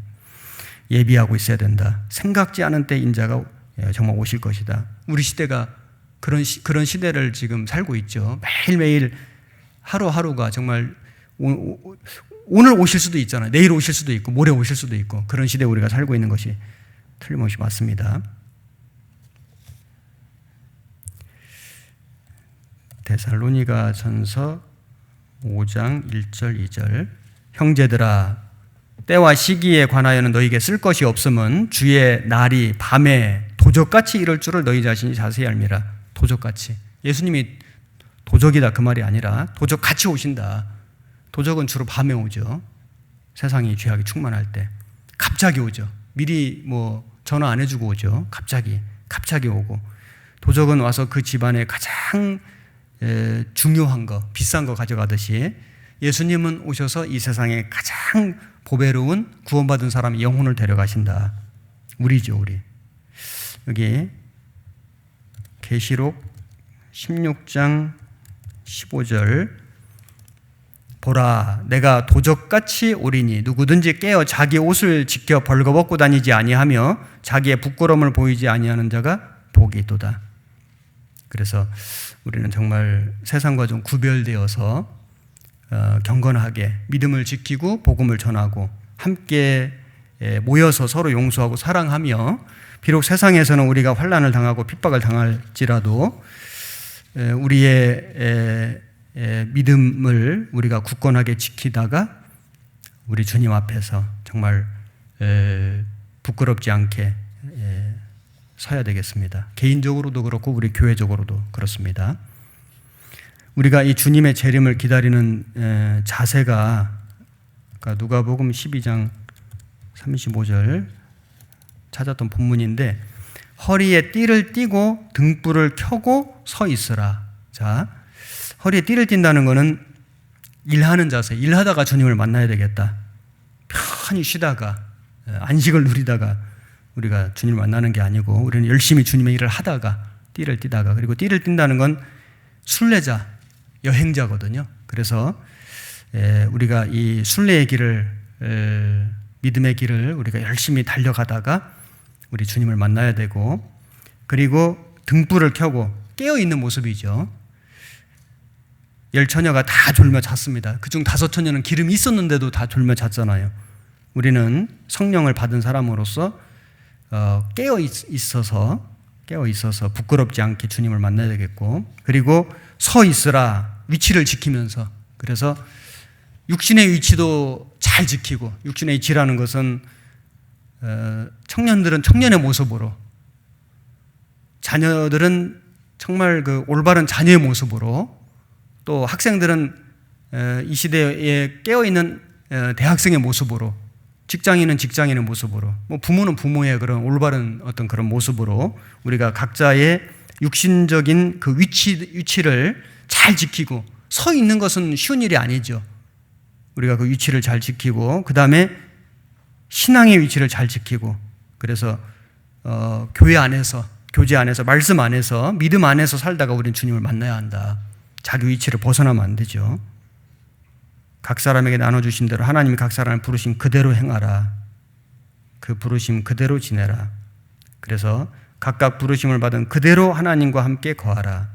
구원받을 때 어떤 여러 가지 어려운 상황들이 있습니다. 개인적으로도 있고 집안으로도 있고 뭐 학교 안에 뭐 직장 다니는 사람 직장 안에 여러 가지 어려운 상황 속에서 우리가 구원을 받았을지라도 그 상황도 하나님이 허락하신 거기 때문에 그 위치 안에서 우리가 참고 견디고 기도하다 보면 주님이 그 가운데 어떤 역사를 일으켜 주실 것이다.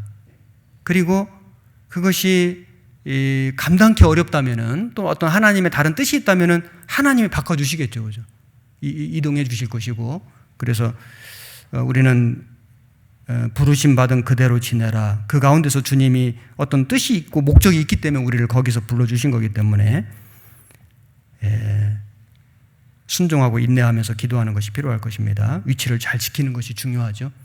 그리고 이제 자녀가 자녀의 도리를 못했다면은 이제는 구원받고 신앙생활 하면서는 정말 그 자녀다운 모습으로 돌아가야 되고 부모는 부모다운 모습으로 돌아가야 되고 학생은 학생다운 모습으로 본래 자기의 그 있어야 될 위치로 다 돌아가는 게 정상인 거예요. 그죠? 신앙생활 잘한다는 건 교회 와서만 생활을 잘한다는 게 아니고 그런 어떤 세상에서의 위치를 올바로 찾아서 거기서 본이 되는, 덕을 끼치는, 빛이 되는 그런 삶을 살아가는 것, 이것이 이제 위치를 지키는 것입니다.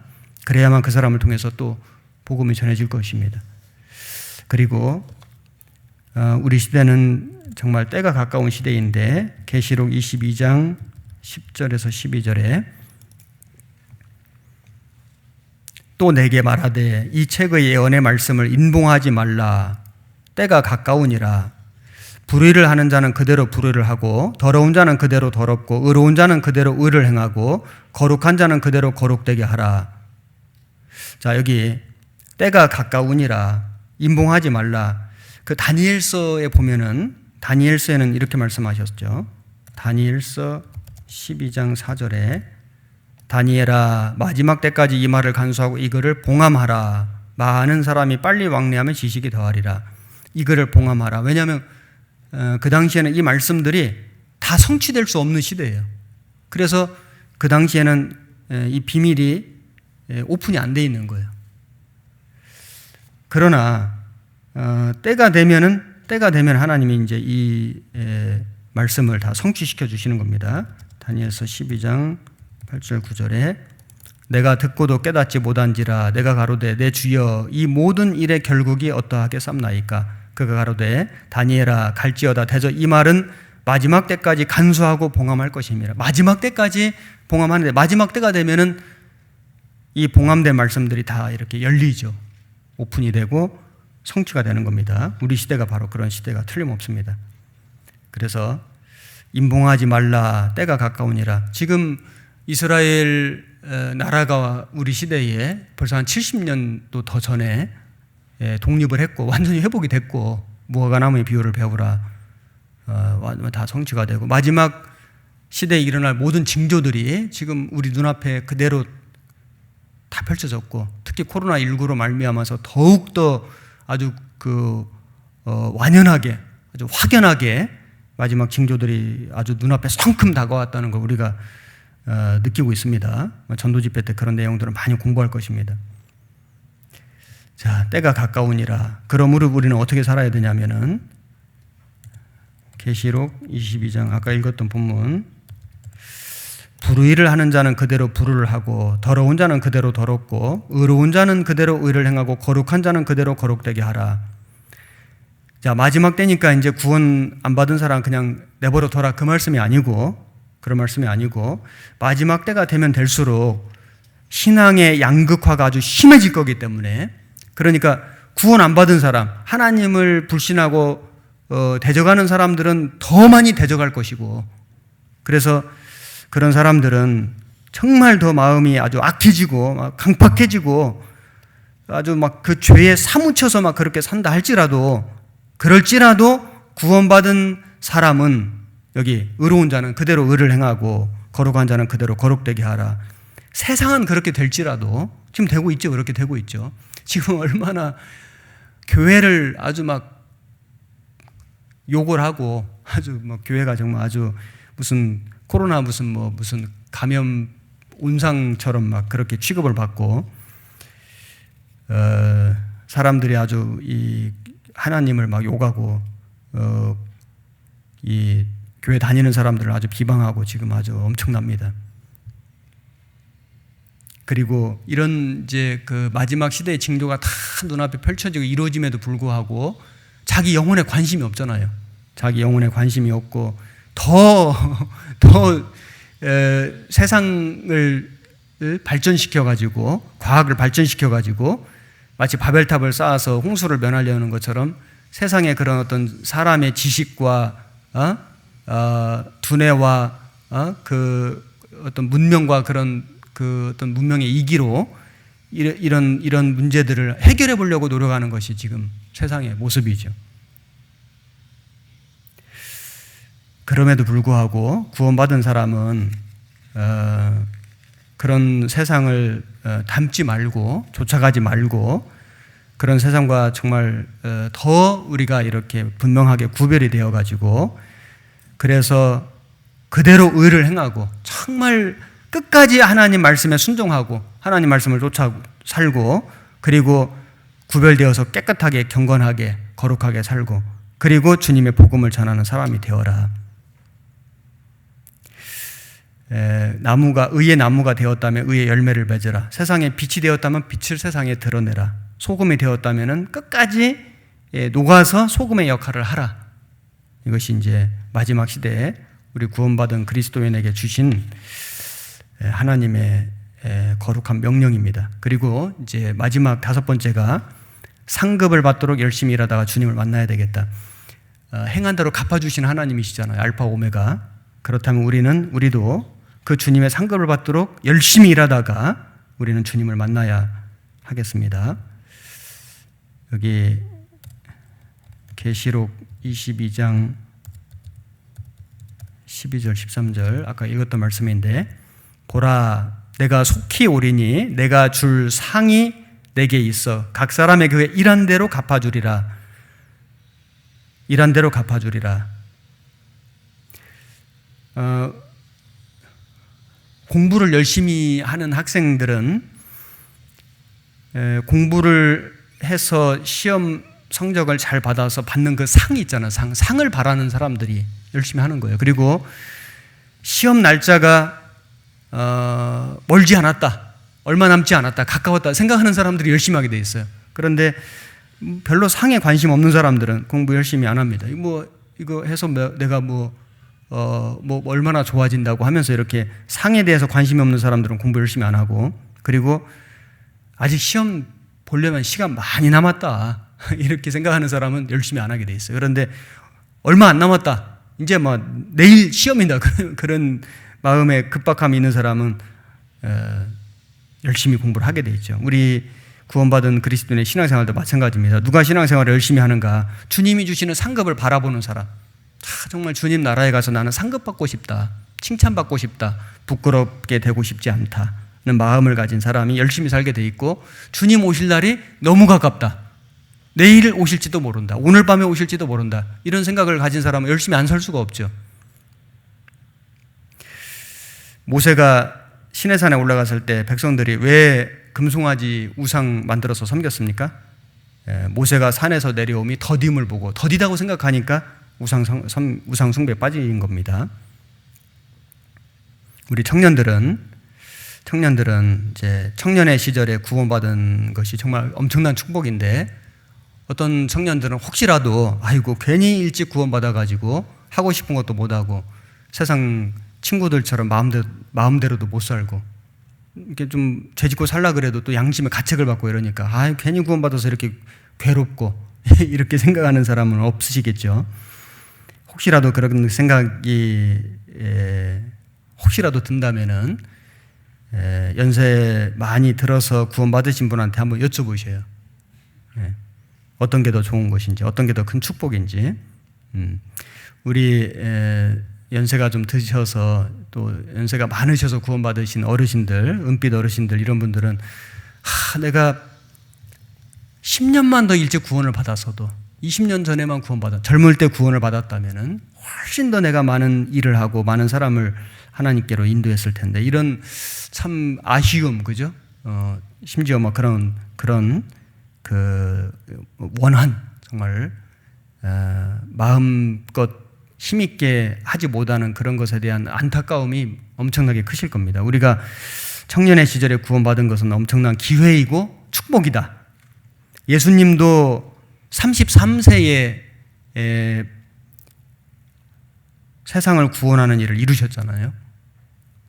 마틴 루터도 33세 종교개혁을 단행했고, 칼뱅은 27세 기독교 강요 책을 완성했고, 요한 웨슬레 35세 감리교를 창설했고, 윌리엄 부드 46세 구세군 창설했고, 조지 휘필드 21세 노방전도 시작했고, 찰스 스펄전 17세 복음전도를 시작했고, D.L. 무디 20세에 YMCA 간사가 됐고, 리빙스턴 23살에 아프리카 선교사 갔고, 이런 걸 생각하면은 대학생들 20살, 22살, 25살, 27살, 20대 초중반인데 못할 게 없습니다. 청년의 때를 주님 주시는 힘으로 자기를 불살라 세상을 비춰야 된다. 우리가 그냥 게으르게 살고 육신에 져서 살고 적당히 죄와 타협해서 살고 세상 친구들하고 비슷하게 살고 이렇게 살아가면은 나를 구원해 주신 주님 앞에 정말 우리는 너무나 부끄러운 삶을 살게 되는 것입니다. 우리의 사명을 잃어버린 것입니다. 우리는 캠퍼스 선교사다. 선교사 꼭 우리 교회에 정식 파송받아서 외국에 나가는 선교사가 아니라도 우리는 캠퍼스의 선교사다. 지금 내가 다니고 있는 학교에 선교사로 나는 파송됐다. 맞는 말 아닙니까? 다 서울대 가고 다 연고대에 가고 다 인서울에 있는 학교를 가면은 지방에 있는 천안에 있는 또 그 2년제 대학 뭐 이런 대학들은 누가 가서 전도할 겁니까? 우리가 어느 학교에 있든지 간에 하나님이 나를 여기에 복음 전하라고 보내셨다. 이런 마음을 가진다면 그건 틀림없는 하나님 주신 마음이고 그런 마음으로 내가 선교사로서 이 학교에서 지금 공부하고 있다. 그러면은 항상 공부를 할 때에도 기도로서 시작을 할 것이고 그리고 내가 열심히 공부하는 이유와 목적이 이 복음을 전하기 위해서 이 복음을 빛내기 위해서 한 영혼이라도 건지기 위해서 그래서 공부를 잘해야지 전도가 되지 않겠어요? 그리고 또 취직을 잘 해야지 전도가 되잖아요. 취직해서 다른 사람보다 더 열심히 일도 하고 승진도 하고 그렇게 해야지 전도가 되겠죠. 그런데 그것이 자기의 명예를 위해서 자기의 육신의 안위를 위해서만 한다면은 그거는 올바른 마음이 아닐 겁니다. 그런 마음으로 한다면 하나님의 도우심을 바라기가 어려울 거예요. 그래서 우리 모두는 다 내가 다니고 있는 학교의 캠퍼스 선교사다. 선교사로 우리는 부름을 받았다. 직장 다니는 사람들은 내 직장에 선교사로 나는 부름을 받았다. 또 어머니들은 내 집안의 선교사다. 내가 집안의 선교사다. 어떤 도시에 우리가 살고 있다면은 우리는 여기에 선교사로 부름받았다. 이사를 가더라도 그냥 간 게 아니고 어쩔 수 없이 간 게 아니라 선교사로 내가 부름받았다.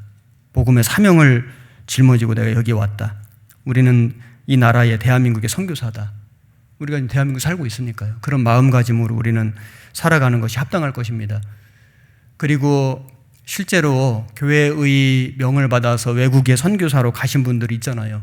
선교사님들, 선교사 가족들, 그분들을 위해서 우리가 정말 진심으로 기도해 줘야 되고 기도해 줄 뿐만 아니라 그 선교에 참여해 줘야 되고 지금은 뭐 코로나 때문에 오고 갈 수도 없지만은 우리가 관심을 가지고 기도해 주고 물질로 후원해 주고 필요한 것을 공급하고 그리고 따뜻하게 영접하고 그 일에 우리가 관심을 가지고 함께 해야 됩니다. 그것이 마땅한 것입니다. 그리고 그래서 제가 오늘 아침 일찍 무슨 밴드의 글을 보다가 찬송가가 올라와 있는 걸 들었는데 마음이 너무 좋아가지고 한 5번을 들었거든요. 그래서 이 찬송가를 가지고 왔어요. 같이 한번 들어보려고. 선교사의 삶이라는 찬송인데 같이 한번 꼭 우리가 어떤 외국의 선교사로 간 건 아니지만은 말씀드린 대로 우리는 내가 있는 곳의 선교사다.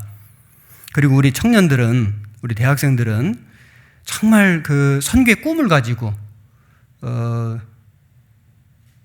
한번 이런 복음을 위해서 한번 살고자 하는 그런 간절한 마음을 가지고 기도하고 공부하고 하는 것도 저는 참 좋겠다 생각이 들어요. 이 찬송 한번 같이 들어보시겠습니다.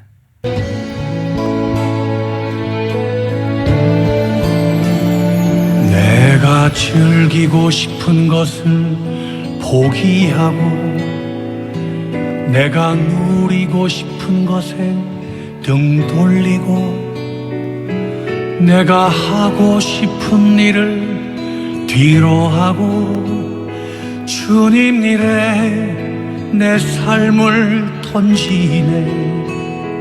내가 갖고 싶은 것을 포기하고 내가 쉬고 싶은 것에 등 돌리고 내가 가고 싶은 길을 뒤로 하고 주님 일에 내 생명을 걸었네.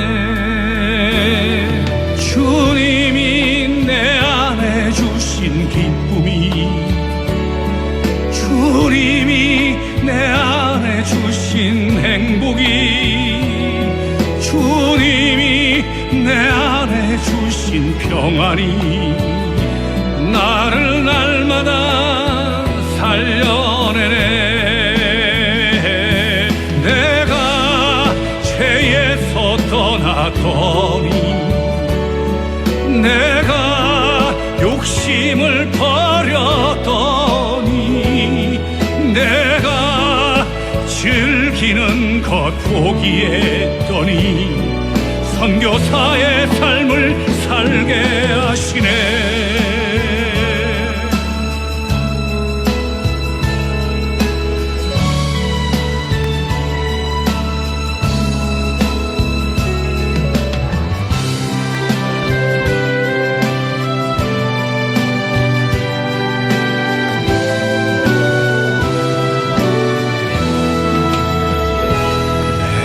즐기고 싶은 것을 포기하고, 내가 누리고 싶은 것에 등 돌리고, 내가 하고 싶은 일을 뒤로 하고, 주님 일에 내 삶을 던지네.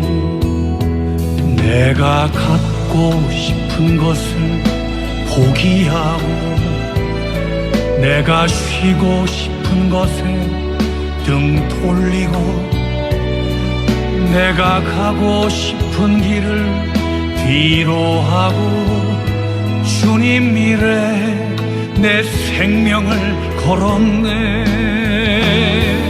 주님이 내 안에 주신 기쁨이, 주님이 내 안에 주신 행복이, 주님이 내 안에 주신 평안이 나를 날마다 살려내네. 내가 죄에서 떠나더니, 내가 욕심을 버렸더니, 내가 즐기는 것 포기했더니 십자가의 길을 가게 하시네. 내가 죄에서 떠났더니, 내가 욕심을 버렸더니, 내가 즐기는 것 포기했더니 목회자의 길을 가게 하시네. 내가 죄에서 떠났더니, 내가 욕심을 버렸더니, 내가 즐기는 것 포기했더니 순교자의 삶을 살게 하시네. 사명자의 길을 가게 하시네.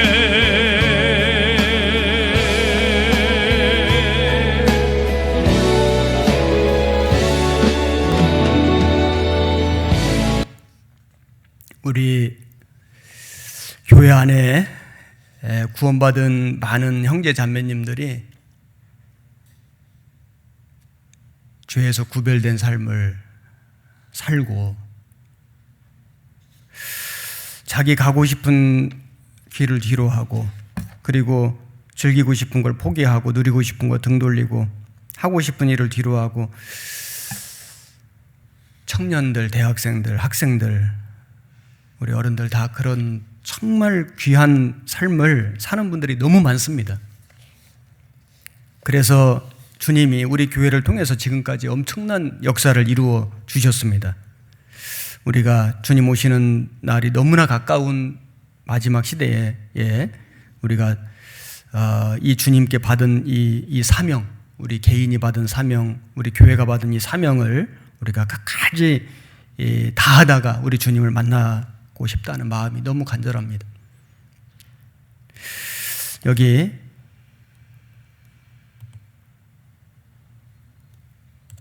말씀 9절 베드로후서 3장 8절에서 13절 말씀 제가 읽겠습니다. 사랑하는 자들아, 죽게는 하루가 천년 같고 천년이 하루 같으니 한 가지를 잊지 말라. 주의 약속은 어떤 이에 더디다고 생각하는 것 같이 더딘 것이 아니라 오직 너희를 대하여 오래 참으사 아무도 멸망치 않고 다 회개하기에 이르기를 원하시느니라. 그러나 주의 날이 도적같이 오리니 그 날에는 하늘이 큰 소리로 떠나가고 체질이 뜨거운 불에 풀어지고 땅과 그 중에 있는 모든 일이 드러나리로다. 이 모든 것이 이렇게 풀어지리니 너희가 어떠한 사람이 되어야 마땅하뇨? 거룩한 행실과 경건함으로 하나님의 날이 임하기를 바라보고 간절히 사모하라. 간절히 사모하라.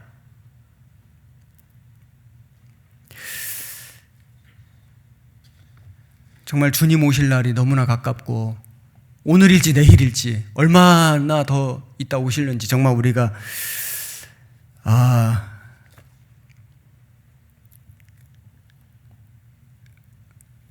마음이 참 여기 하나님의 날이 임하기를 바라보고 간절히 사모하라.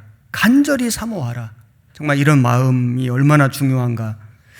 우리가 이 간절한 기도, 그죠? 간절한 기도, 간절한 봉사, 간절한 섬김, 간절한 전도.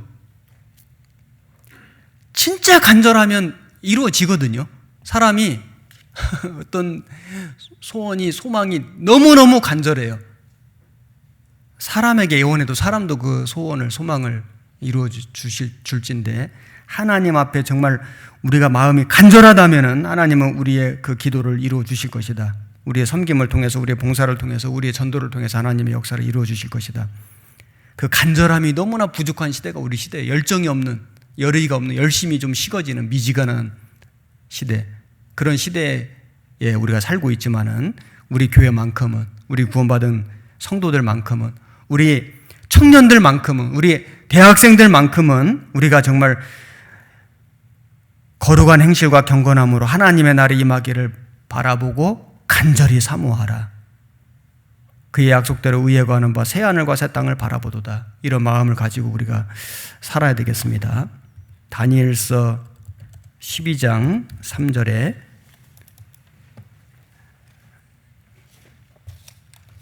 같이 한번 읽어볼까요? 지혜 있는 자는 궁창의 빛과 같이 빛날 것이요 많은 사람을 옳은 대로 돌아오게 한 자는 별과 같이 영원토록 비추리라. 여기 지혜 있는 자가 누굴까? 지혜 있는 자는 많은 사람을 옳은 대로 돌아오게 한 자, 많은 사람을 구원시키는 자가 정말 지혜 있는 사람입니다. 한 사람이라도 건지려고, 한 영혼이라도 구원시키려고 기도하고 애를 쓰고 찾아가고 입을 열고 그리고 친절하게 하고 정말 그 간절하게 하면은 하나님이 역사하실 것입니다. 한 사람이라도 몇 사람이라도 많은 사람을 옳은 대로 돌아오게 한 그 사람은, 그런 삶을 산 사람은 진짜 지혜로운 사람이다. 성경 잠언 11장 30절에 의인의 열매는 생명나무라 지혜로운 자는 사람을 얻느니라.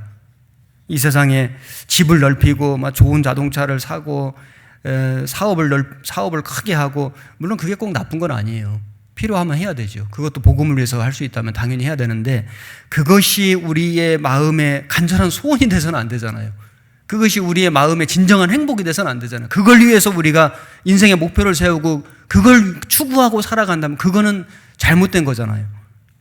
우리는 정말 한 영혼이라도 정말 전도해서 그 사람이 구원받기를 간절히 소망하고 간절히 기도하고 정말 간절하게 하면은 어떤 아버지가, 어떤 어머니가, 어떤 자녀가, 어떤 사람이 정말 그렇게 간절하게 하면 그 마음을 안 돌이키실까요? 간절하게 하면 하나님도 그 간절한 그 기도를 들어주시고 강팍한 사람 마음도 열어주실 것입니다. 너희로 사람을 낚는 어부가 되게 하리라.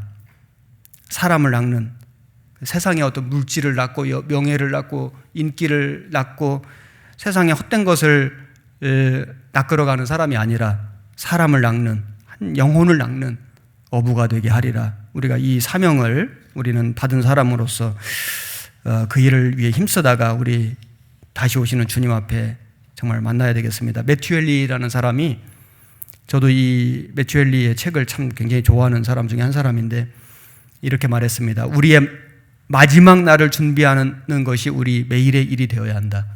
마지막 날을 준비하는 것이 우리 매일의 일이 되어야 한다. 그러니까 오늘 하루도 오늘이 마지막일 수도 있다, 이런 생각을 가지고 살아가는 거죠. 또 내일 오늘이 마지막일 수도 있어. 그 다음날 오늘이 마지막일 수도 있어. 우리는 마지막 날을 준비하는 것이 매일의 일이 되어야 한다. 매일매일을 마지막 날처럼 살아가야 한다. 참 공감됩니다. 누군가 말하기를 The first day of the rest of your life, 이게 남은 인생의 첫날이다. 남은 인생의 첫날. 오늘 하루를 내 인생의 남은 인생의 첫날처럼 매일을 우리가 살아야 한다. 매일 날마다 오늘이 나의 마지막 날이라는 마음으로 살고 예수님 재림의 날을 기다리는 마음으로 우리는 살아가야 하겠습니다. 우리는 정말 그런 시대에 살고 있습니다. 처음 우리 여기 설명드렸던 오늘 주제 말씀이 알파 오메가 되신 예수님인데, 정리를 해보겠습니다. 하나님은 알파 오메가라, 알파 오메가라, 알파 오메가라 이렇게 계속 말씀하셨는데, 처음부터 나중까지 되시는, 모든 것이 되시는 영원하신 전능하신 하나님이시다. 그래서 하나님의 특징 이제 몇 가지 우리 살펴본 말씀들이, 하나님은 영원하신 분이고 전능하신 분이고 신실하신 분이고 정말 말씀하신 것을 그대로 이루시는, 그리고 다시 오셔서 행한 대로 갚아주시는 하나님이시다. 하나님이 이런 하나님이라면은 이 하나님으로부터 구원을 받은 우리는, 이 하나님과 지금 함께 동역하는 우리는, 이 하나님의 나라에서 영원히 함께 살 소망을 가진 우리는 어떻게 이 하나님을 섬기고 살아가야 할 것인가? 말씀드린 것처럼 우리는 영원한 것에 가치를 두고 살아야 하고 능력이 있는 삶을 살아야 하고 끝까지 믿음을 지키고 충성을 다해야 하고 주님의 재림을 사모하고 기다리고 간절히 사모하고 그리고 인내로 기다리는 사람이 되고 주님께 상급을 받는 삶을 우리는 살아가야 합니다. 가장 큰 상급은 누구에 주실까요? 예수님이 이 세상에 오신 목적이 뭐냐면 우리를 구원하시는 일이잖아요. 한 영혼을 정말 귀하게 여기고 그 영혼을 건지는 일에 힘쓰는 그 사람이 가장 큰 상급과 영광, 영원토록 비추는 별과 같은 그런 인생이 될 겁니다. 우리 전국의 대학생들이 비록 한 자리에 다 모여서 같이 교제하는 시간은 없었지만은 그러나 말씀으로 하나 되는, 다시 우리의 마음을 각성시키는, 우리 영성을 새롭게 하는 그런 시간이 되셨기를 간절히 바라고 남은 일정까지도 끝까지 하나님의 인도하심 속에서 마쳐지기를 간절히 소망하고 바랍니다. 같이 기도하시겠습니다.